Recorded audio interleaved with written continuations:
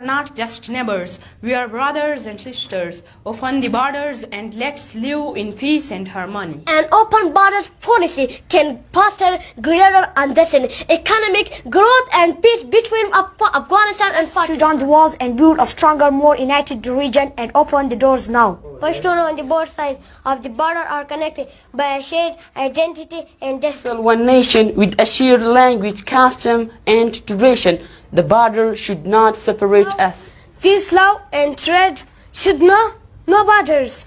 Let's keep the doors open. Brighter future and open the doors for peace and prosperity. Let's open the doors of friendship and trade between Pakistan and Afghanistan. Government line may separate our lines, but it cannot separate our hearts and minds as Pashtuns. It is time to break down barriers and build bridges between our nation. The doors of opportunity and growth should be open